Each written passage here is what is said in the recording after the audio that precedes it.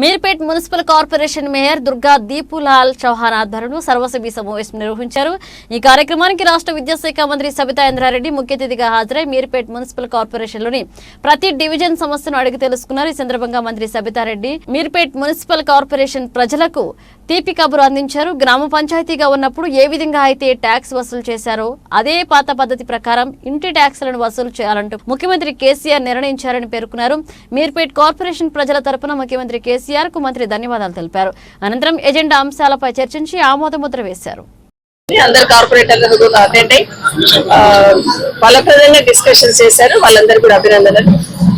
వాళ్ళ వార్డులలో జనాలు ఎదుర్కొంటున్న సమస్యలు కానీ వాళ్ళ వార్డులలో ఉన్న డెవలప్మెంట్ యాక్టివిటీస్ అన్ని కూడా చర్చించుకోవడం జరిగింది। వాళ్ళందరినీ అభినందిస్తా ఉన్నాను। అదే కాకుండా గత ఒక 2-3 నెలల నుండి ట్యాక్స్ ఏదో పెరిగిపోయినాయని దాన్ని పొలిటికలైజ్ చేసే ప్రయత్నం చేస్తున్నారు। ప్రజల సమస్యలు ప్రజలు ఇబ్బందులు పడతా ఉంటే ఇమీడియట్ గా ప్రజలకు అనుకూలంగా నిర్ణయాలు తీసుకోవాలనేది మా ముఖ్యమంత్రి కేసీఆర్ గారు ఇచ్చిన ఆదేశం।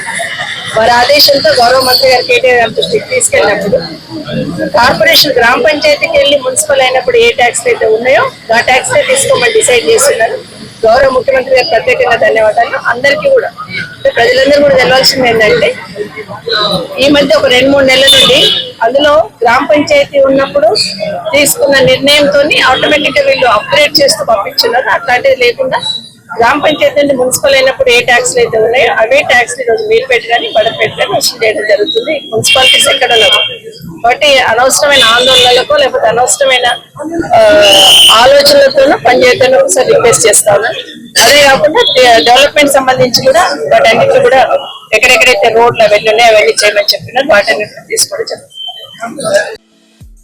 ఈ వీడియో మీకు నచ్చితే లైక్ చేయండి, షేర్ చేయండి, మా ఛానల్ ని సబ్స్క్రైబ్ చేయండి।